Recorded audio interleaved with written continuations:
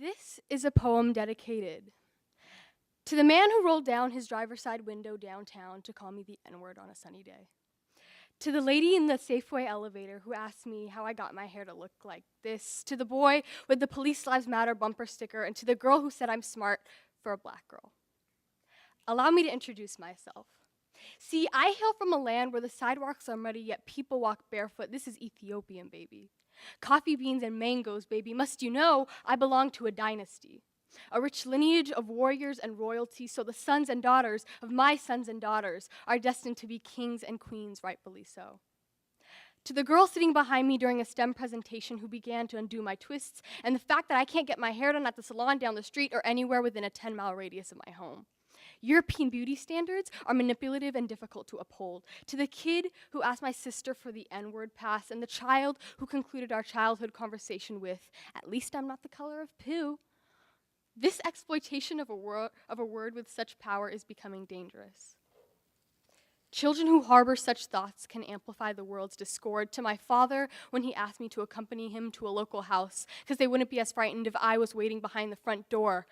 I mean, if less melanin was produced, he had lighter eyes, a higher voice, shorter limbs, and frayed ancestors hadn't bruised bare feet to walk East African rugged road distances.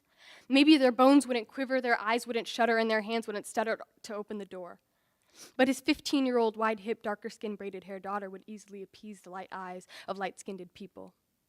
To my mother, who reminded me to be conscious of how I present myself, because there's a fine line etched between being fun and ratchet, and by means of some, the moment you cross over into the latter, ghetto has been stained upon your back.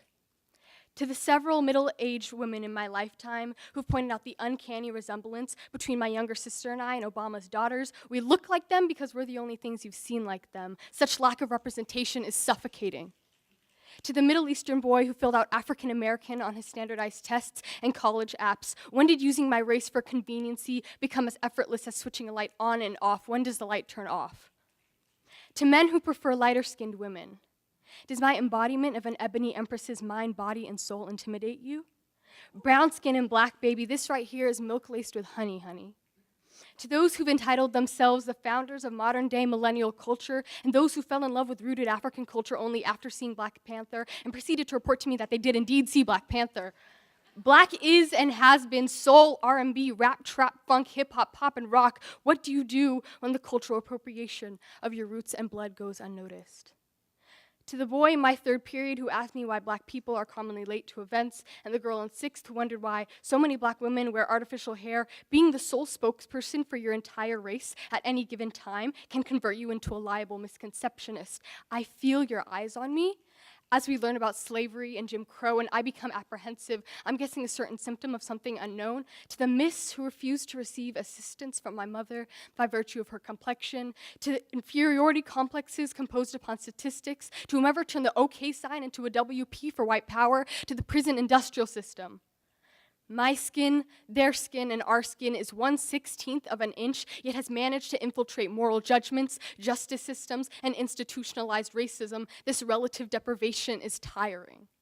I am becoming sick of feeling the need to prove myself. I am becoming sick of feeling the need to prove that I am more than a double minority. Upon abandoning such darkness, I shall no longer gleam blue in the moonlight and will become black and beautiful on a sunny day.